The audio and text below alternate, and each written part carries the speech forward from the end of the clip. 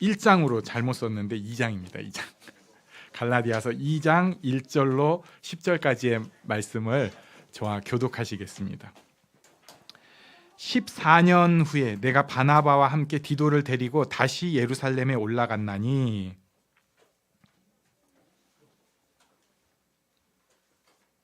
네, 2절 시작.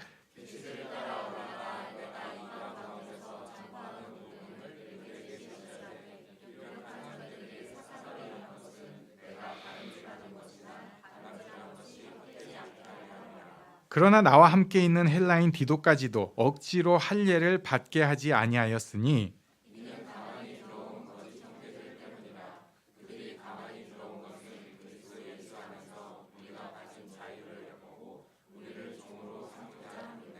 그들에게 우리가 한시도 복종하지 아니하였으니 이는 복음의 진리가 항상 너희 가운데 있게 하려 함이라.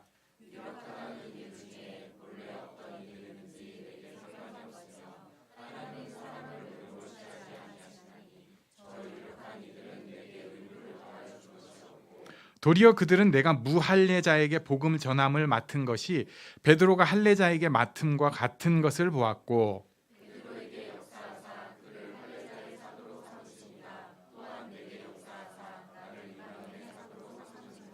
또 기둥같이 여기는 야고보와 게바와 요한도 내게 주신 은혜를 알므로 나와 바나바에게 친교의 악수를 하였으니 우리는 이방인에게로 그들은 할례자에게로 가게 하려 함이라. 다만 우리에게 가난한 자들을 기억하도록 부탁하였으니 이것은 나도 본래부터 힘써 행하여 왔노라. 아멘. 예루살렘의 오늘 본문은 예루살렘에 간 얘기가 나옵니다. 그러니까 바울이 지금 갈라디아서를 쓰면서 여러 가지 변론을 하는 중에 자기 과거를 계속해서 반추해내고 그리고 사람들의 오해를 풀고 그 과정 가운데 있었던 얘기들을 자기 과거를 통해서 이랬기 때문에 이랬다. 내 과거가 이런 이유 때문이었다 하는 것을 설명을 하는 것이에요. 1절 말씀 우리 같이 읽어볼까요? 1절 시작. 14년 후에 내가 바나바와 함께 디도를 데리고 다시 예루살렘에 올라갔나니 예루살렘에 바나바와 디도와 함께 갔는데 여기 보면 14년 후라는 것은 아마도 복음을 받아들이고 나서 14년이나 지난 후로 추정을 할 수 있습니다. 예루살렘에 간 이 방문은 굉장히 중요한 방문이었습니다. 지금 바울도 이게 그렇게 중요한 방문인지는 몰랐을 수도 있고요. 우리가 그냥 갈라디아서를 대충 보면은 갔었구나 이렇게 할 수 있는데 이게 굉장히 중요한 방문이었습니다. 왜냐하면 요 시간이 없었다면은 교회가 쪼개질 뻔했어요.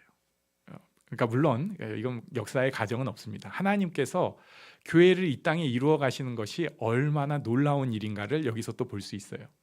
교회는이 아니고 정확하게는 사람은 자기가 믿는 바를 고수하고 싶어 하고요. 그리고 자기 생각을 관철시키기를 좋아합니다.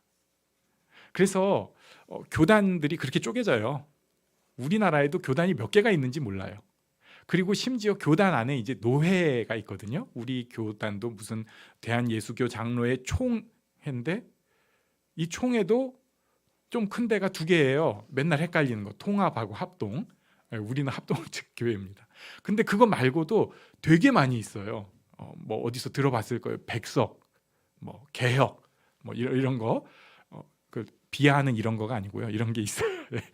그런데 그 안에도 이제 노회들이 있는데 그러면 노회는 그 총회 안에서 노회가 이렇게 모여가지고 알콩달콩 뭐 여러 가지 해야 되는 모임이잖아요. 그런데 제가 노회 가면은 별로 유쾌하지는 않아요. 왜 이렇게 싸울 일이 많은지 심지어 싸우다가 또 쪼개집니다. 그래가지고 노회도 원래는 뭐 처음에는 뭐 100 몇십 노회로 시작을 했다 그랬는데 그 노회가 한 10년 지나고 나니까 200 노회가 되고 또 10년이 다 지나니까 300 노회가 됐는데 더 쪼개지고는 싶은데 예를 들자면 실제 숫자는 이보다 훨씬 많은데 더 쪼개지고 싶은데 이제는 쪼개면은 자기들이 자립이 안 되니까 못 쪼개고 있는 거예요. 만약에 자립만 될 수 있으면 더 쪼개려고 하더라고요. 야, 이게 사람들이 참 마음 편한 사람, 그런 사람들이랑만 이렇게 만나려고 하는구나. 그런데 지금 이 복음의 초창기, 여기는 지금 교단도 없고요. 사회적 환경은 죽음으로 맞서는 시대예요. 이게 이제 시대마다 조금씩 저는 다를 수는 있다고 생각하는데, 사회적 환경에 우리가 조금 더 맞춰줘야 되는 시대가 있고, 아니다, 오직 복음, 그러면서 죽음으로 맞서는 시대가 있어야 되는데, 지금은 죽음으로 맞서는 시대예요. 그래서 교회가 그 외세에 대해서 복음 하나만큼은 정말 딱 지켜내야 되는데, 이때도 벌써 쪼개지려고, 나 잘났다고 하는 움직임들이 많이 나타났습니다. 근데 바울은 자기가 전도하는 곳은 지금 완전히 그 개척지기 때문에 그런 거 잘 몰랐는데 놀라운 일이 있었던 거예요. 예루살렘에 가야 된다. 그게 2절에 나옵니다. 2절 말씀에 보면요, 계시를 따라 올라가, 계시를 따라서 하나님께서 가라고 하신 거예요. 바울이 항상 이렇게 계시가 예루살렘에 가라, 저 다음에 언젠가 또 어디 어느 나라를 5월달에 가기로 돼 있는데 어디를 가라, 이렇게 해주시지 않아요. 그래가지고 여러분도 아시겠지만은 제가 그 나라를 가야 됩니까 말아야 됩니까 굉장히 고민을 많이 하고, 아는 인맥 총동원, 가야 될까요 말아야 될까요 조언을 구하는데, 바울은 지금 그런 게 아니고요, 아예 가라, 예루살렘에 가라, 계시로 임한 거예요. 그러면서 그 계시로 바울을 가라고 했을 때 여기 보면은 사사로이 했다는 표현이 나옵니다. 이게 왜 그러냐면요, 사람들의 오해를 사지 않기 위해서 공적인 총회, 재판, 청문회 이런 게 아니라 개인적인 선교 보고, 간증 집회와 같은 자리를 통해서 복음 전하는지를 나눴다는 거예요. 왜 그러냐면은 공적인 무슨 자리로 얘기를 하면은 이게 또 바울이 지금 뭔가 잘못했다, 예루살렘까지 불려 올려간 거 보니까 이렇게 될 수가 있기 때문에 그런 거 없이 바울이 오히려 주가 돼가지고 일종의 부흥 집회를 열고 그곳에 이제 예루살렘 지도자들이 참석할 수 있었다는 거예요. 그런데 여기서 조금 신기한 일이 있습니다. 우리 3절은 또 같이 읽어보겠습니다. 3절 시작. 그러나 나와 함께 있는 헬라인 디도까지도 억지로 할례를 받게 하지 아니하였으니, 디도를 할례를 받지 않게 했다고 나옵니다. 근데 우리 성경을 조금 아시는 분들은 아시잖아요. 사도행전 16장 2절에 보면은요, 디모데가 나오는데, 이 사람은 루스드라와 이고니온에 있는 형제들에게 칭찬받는 사람인데, 바울이 그를 데리고 떠나고자 할새, 이게 뭐냐면 선교 여행을 가려고 할 때 그 지역에 있는 유대인들 때문에 데려다가 할례를 받게 한 거예요. 디모데는 할례를 받게 했어요. 그런데 지금 이 디도는 할례를 못 받게 했어요. 그러면 왜 할례를 받게 하는가를 먼저 우리가 생각을 해봐야 돼요. 왜 할례를 받게 했을까? 유대인들은요, 이방인들하고 식사를 하면 부정해집니다. 이 부정하다는 게 어떤 뜻이냐면은 코로나가 전파되는 것 같은 거예요. 그래가지고 정결예가 우리로 하면 마스크예요. 그러니까 어떤 사람이 지금 코로나가 막 창궐하고 다 불안감이 있는데 혼자서 마스크를 안 쓰고 막 침 튀기면서 얘기를 하면은 사람들이 좀 불편하잖아요. 그리고 행여라도 진짜 내가 코로나에 감염이 됐어요. 그런데 어디 가가지고 그거를 다 옮겨 놓으면은 얼마나 미안해요. 근데 이게 부정이에요, 부정. 그때 당시 유대인들은 이방인들이랑 같은 방 안에서 교제를 그러니까 얘기하고 대화하고, 그리고 특히 식사에 교제를 하면은 부정해집니다. 이게 어려서부터 습관이 됐어요. 부정해지면은 하나님 앞에 제사에 나갈 수가 없어요. 정결예를 또 가져야 돼요. 그래서 굉장히 중요한 습관으로 태어나면서부터 유대인으로 키워진 사람, 바울도 그렇죠. 그리고 우리 성경에 있는 예수님의 제자들이 다 그렇습니다. 예수님도 마찬가지예요. 이방인들이랑 이렇게 사사로이 접촉하는 거는, 공간 안에 들어가는 거는, 이건 아주 특별한 일이었어요. 그래가지고 예수님을 백부장이 종 고쳐달라고 할 때 우리 집에 들어오심을 내가 감당치 못하겠으니까 말로만 해달라고 하는 게, 예수님이 그 집에 들어가면 예수님이 부정해 주시는 거를 유대인 관습에 따르면 아는 백부장이었던 거예요. 자, 디도가 이제 예루살렘에 갔어요. 가서 크리스찬들이랑 교제를 해요. 간증도 하겠죠. 식사 교제도 하는데, 이 크리스찬들이 예루살렘에 있으니까 다수가 유대인입니다. 그런데 이 유대인은 어려서부터 이방인이랑은 같이 밥을 먹어본 적이 없는 사람들이에요. 그리고 같은 방 안에서 그렇게 집회를 가진 적이 없는 사람들이에요. 그러니까 디도가 거기 가서 얘기를 하거나 밥을 먹을 때 괜찮은 사람도 있을 거예요. 아, 이거는 주 안에서 자유로워, 이렇게 하는 사람도 있지만 상당히 많은 수는 이게 처음 접하는 거예요. 그러니까 이게 막 설명을 해야 되고 어려운 자리가 될 수 있습니다. 심지어 그 중에는 예수를 믿지만은 유대인 예법을 아직도 철칙같이 지키려고 하는 사람도 있었을 거예요. 그리고 습관이 된 거는 또 지키고 있어요, 자기들도 모르게. 그러니까 디도가 예루살렘에 가서 복음으로 이렇게 편안하게 얘기를 하려면은 할례를 받는 게 훨씬 편해요. 그러면은 이 사람이 이방인이지만 할례를 받고 유대인으로 들어왔다, 이제 하나님의 자녀가 되었다, 그러면은 마음이 편해지는 거예요. 할례 받았구나.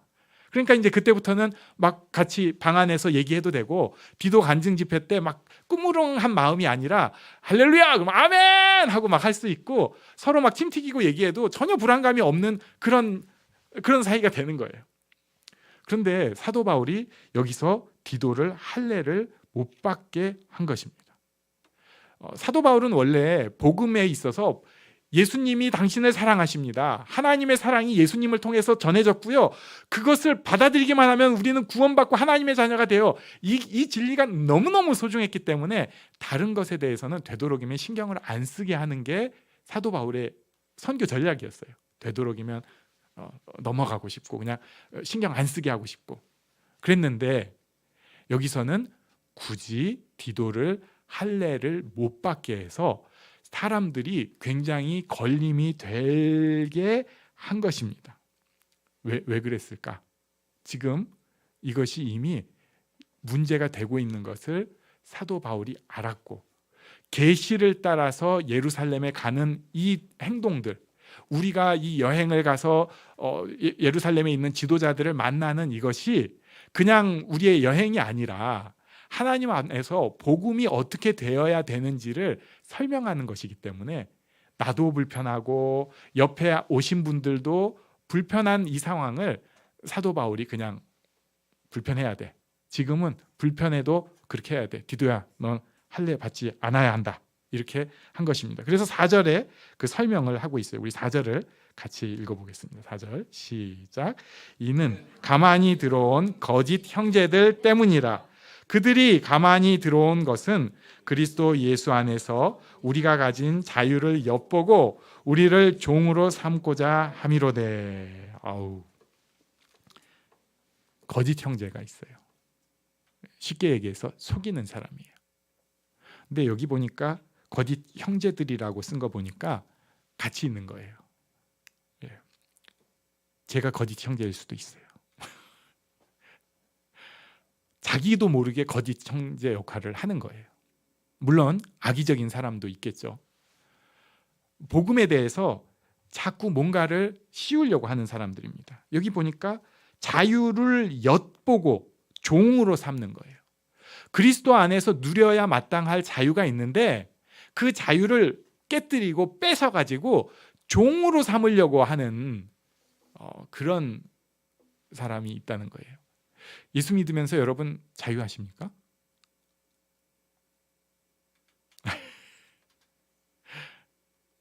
좀 어려운 얘기예요. 사실 우리가 아직도 죄의 습관들, 그리고 세상이 주는 그 질서들이 우리를 올가매는 게 꽤 많거든요.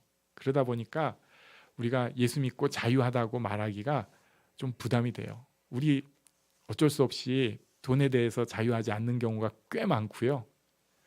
사람들 시선에 대해서 자유하지 않는 경우가 꽤 많고요. 그리고 나의 욕심, 그것도 뭐 좋은 욕심도 아니고 그 창피한 욕심에 자유하지 않은 경우가 꽤 많아요. 또 나의 분노나 증오 같은데 나도 모르게 한 곳이 딱 사로잡혀 가지고 아직도 자유하지 않은 것이 꽤 많아요. 근데 이것을 거짓 형제들이 쓱 들어와 가지고 올가매 버린다는 거예요. 더 올가매 버립니다. 교회 안에서도. 쉽게 하면 이런 경우들이 있어요. 우리가 분명히 율법으로 구원받지 않습니다. 그건 우리가 다 동의를 해요. 그런데 예수 믿고 나면은 그래도 이렇게 살아야 된다는 게 있지 않아요? 이게 열매라고 할 수도 있고. 예수 믿는 사람의 얼굴이 있지 않습니까? 여러분 한번 옆에 사람의 얼굴을 슬쩍 봐보십시오. 이야, 이렇게 보면은 딱 예수 믿는 사람 얼굴이에요. 다들 그 가식적인 미소, 그리고 눈웃음, 예, 그리고 약간 그 뭐라도 해서 받아줄 것 같은 거. 예. 저는 전에 어느 모임에 가가지고 교회에서 있는 그 습관대로 딱 표정을 지었더니 어떤 분이 저에게 부처님 같은 미소를 갖고 계시는군요. 심지어 그것을 그 댓글에다가 또 써놨어요. 그래가지고 지금도 어느 사이트에 가면 김종욱 부처님 같은 미소를 갖고 있는 사람으로 이렇게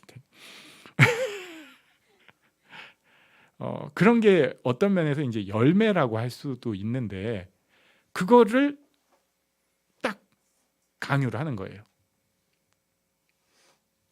너 예수 믿으면 해야 되는 게 있어.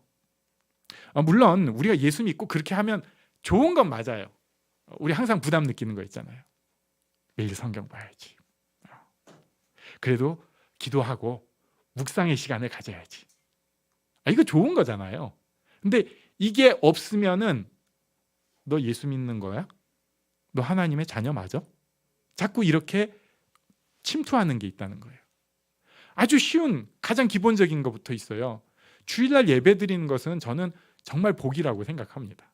그래서 할 수 있으면은 예배 드리는 게 맞아요. 이건 좋은 권면인데 너 예수 믿으면 주일날 예배 꼭 드려야 돼. 이게 의무야. 이게 율법처럼 되는 거예요. 내가 하나님 앞에 예배의 자리로 내 발로 가는 게 아니라 이제 사람들 눈과 이 종교적인 이 그물망 속에서 해야만 하는 것이 됩니다.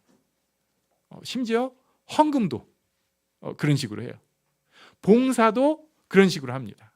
내가 어려서부터 하나님 앞에 제대로 신앙생활 하려면 봉사해야 돼. 그래가지고 뭐 작은 거든 크든 꼭 해야 돼. 뭐 맞는 얘기인데 그게 없으면 당신은 가짜일 수 있어. 이렇게 하면서 올가매는 거예요. 올가맵니다. 사람들한테 표정 짓는 거 물론 우리가 같이 웃고 긍정적이고 감사하고 이건 성경적인 태도예요. 근데 어떤 사람은 아닌 사람도 있을 수 있잖아요. 태어나기를 입만 열면은 삐딱한 사람이 분명히 있어요. 이 중에도 과거에 전력이 있는 분들이 있잖아요.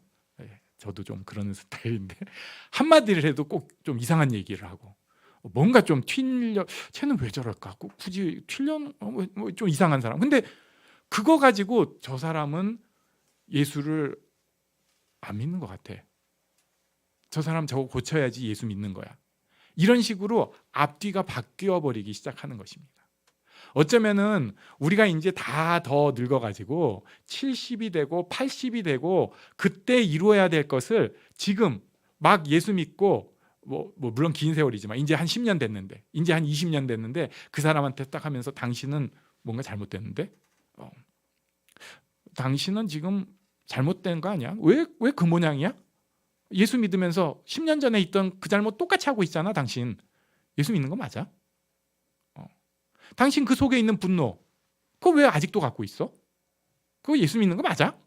이런 식으로 분례를 콱 씌워가지고 침투하는 사람들이 있다는 거예요.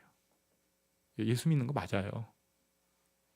아직도 덜 떨어져서 예수님을 믿는 거 맞아요.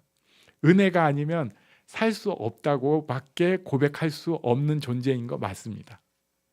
그래서 나의 부족함을 알고 하나님 앞에 또 변화를 위해서 힘쓰지만 이게 정말 복된 것이지만 이걸 오해하고 곡해해가지고 당신은 잘못된 것이다, 당신은 가짜다 라는 식으로 종으로 살는 사람들에게 디도를 통해서 그거 아니다, 그거 아니다. 복음은 물론 디도가 여기서 할례 받는 게 훨씬 편하고 좋지만 이게 구원의 조건이 아니라는 것을 나는 만방에 알려야겠다 하고 데리고 간 것입니다. 그리고 나니까 뭐라고 표현하냐면요, 7절로 좀 넘어가 보면은요, 그들은 내가 사도 바울이 무할례자에게 복음 전함을 맡은 것이 베드로가 할례자에게 맡음과 같다는 것을 보았어요. 똑같은 거예요. 베드로하고 바울하고 누가 더 크고 위대한 게 아니라 맡은 그 일이 있다는 거예요. 우리 옆에 계신 분에게 당신이 맡은 일이 있습니다 이렇게 말씀해 주십시오. 당신이 맡은 일이 있습니다. 그러면 이제 뭐 딱 생각하는 게 제가 주일학교 교사 막 이런 거 꼭 그것도 맞지만은 제가 아빠잖아요. 예, 이거 맡은 일이에요. 제가 동네 아저씨잖아요. 예, 그 맡은 일이에요. 버스 타면은 승객이잖아요. 이거 제가 맡은 일이에요. 근데 이곳에 대해서 어떤 사람은 그걸 굉장히 막 사람들 눈에 띄니까 당신은 놀라운 일을 맡으셨어요. 당신은 별로네. 이게 아니고 하나님 앞에 똑같이 맡은 일이 있다는 것입니다. 베드로가 맡은 일이 있었고 바울이 맡은 일이 있었어요. 지금 그 자리에 나밖에 없어요. 제가 항상 강조하는 건데 그 자리는 나밖에 없어요. 나예요. 나밖에 없어요. 진짜 100만 명이 몰려오고 뭐 돈이 뭐가 쌓이고 해도 그 자리에 있을 수 있는 사람은 나밖에 없어요. 그 자리에는 하나님께서 그 자리에 지금 나를 살려두고 계신 것은 정말로 나밖에 없는 그 자리에서 하나님께서 주신 일 다 다르죠. 그걸 맡아서 행하라는 것입니다. 세상에 하나밖에 없는 맡은 일이 있는 사람들입니다. 베드로가 그렇듯이 사도 바울이 그랬었어요. 그래서 8절에 그것을 다시 한번 설명을 합니다. 베드로를 할례자의 사도로 삼으신 분이 바울은 이방인의 사도로 삼으셨다. 그리고 나서 우리 9절을 같이 읽겠습니다. 9절 시작. 또 기둥같이 여기는 야고보와 게바와 요한도 내게 주신 은혜를 알므로 나와 바나바에게 친교의 악수를 하였으니 우리는 이방인에게로 그들은 할례자에게로 가게 하려 함이라. 아멘.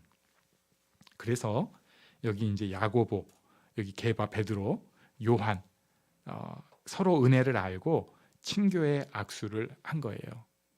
이 친교의 악수 때문에 하나님께서 계시하셔서 사도 바울을 예루살렘으로 끌어올리셨던 것입니다. 그리고 그랬기 때문에 예루살렘에서 전해진 예수 그리스도가 이방에 전해진 예수 그리스도와 같다는 것을 서로 악수하고 확실히 한 거예요. 비록 교회가 이제 나중에 몇백 년이 지난 다음에 성장을 하고 나니까 그때는 사람이 너무 많으니까 이제 정치화되기 시작합니다.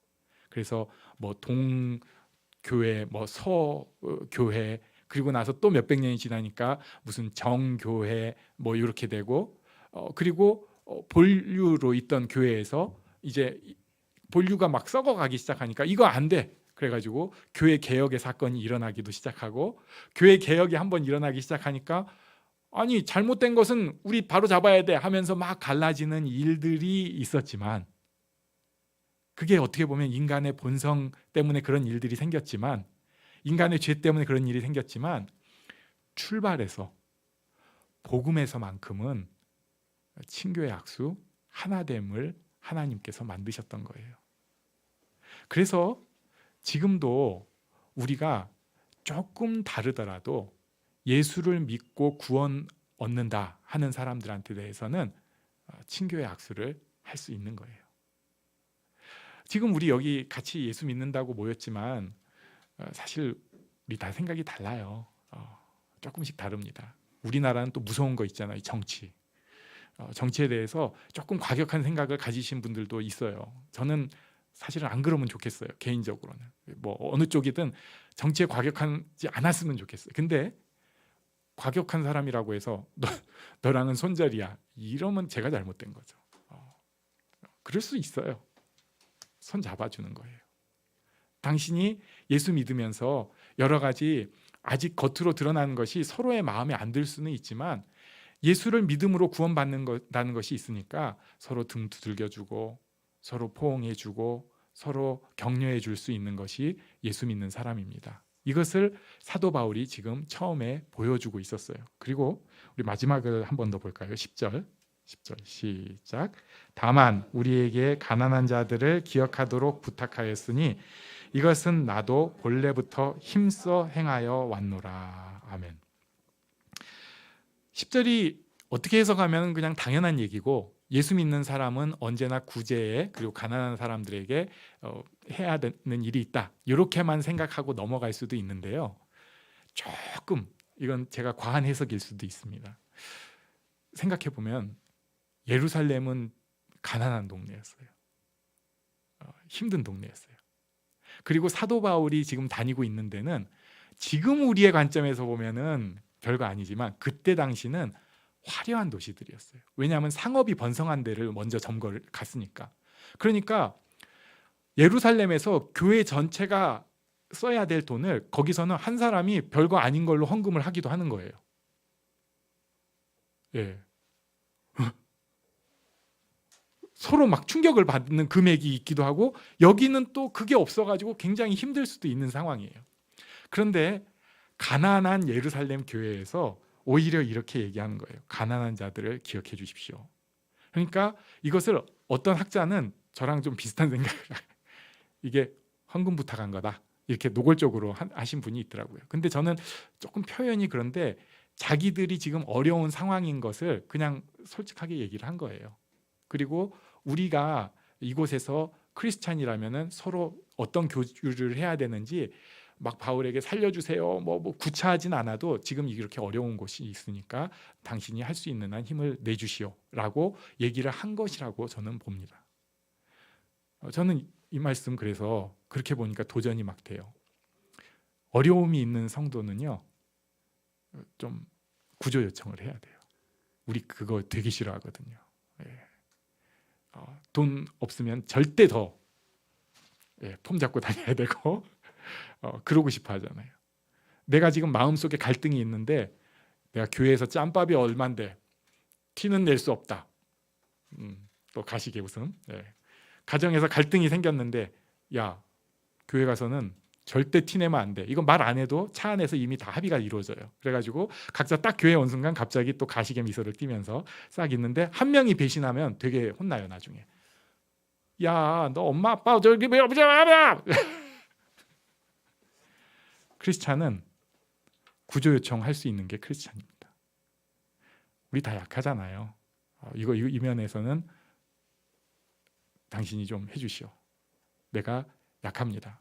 거절을 당할 수도 있어요. 그래도 나의 약함을 솔직하게 표현을 한 거예요. 예루살렘 교회에서. 저는 그래서 이 사람들이 진짜 복음을 가졌구나. 자기 얘기할 수 있으니까. 또 바울도 이것에 대해서 특별히 그 사람들이 말이야 나한테 도움 요청했어 이런 식으로 표현하지 않고 아주 부드럽게 딱 설명을 하고 근데 나중에 바울의 선교 여행을 보면은 3차 선교 여행 때 바득바득 예루살렘에 헌금 들고 가려고 하는 모습을 볼 수 있어요. 우리 사도행전을 그 관점으로 보시면은 바득바득 헌금 들고 가려고 해요. 왜냐하면은 아니까 이게 거기서 얼마나 귀한 줄 아니까 진짜 힘들어도 자기가 가서 죽을 수도 있는 상황인데 헌금 전달을 굉장히 강조를 하면서 목표로 하는 것을 볼 수 있습니다. 하나님께서 복음을 지금까지 이렇게 오게 하시는 거 어떨 때는 보면은 복음이 다 문 닫히는 것 같고 회파되는 것 같을 때도 있습니다. 그렇지만 하나님께서 놀라운 일들을 이루셨고 바울을 통해서 이루신 일을 오늘 갈라디아서 2장 앞부분에서 우리가 보았어요. 근데 그 하나님이 나의 하나님입니다. 그 하나님이 지금 나를 통해서 내가 맡은 곳, 내가 있는 곳에서 작은 일, 큰 일을 이루어가고 계십니다. 오늘, 이번 주에도 이루실 거예요. 이것을 믿음으로 하나님 앞에 나아가는 우리들이 되기를 바랍니다.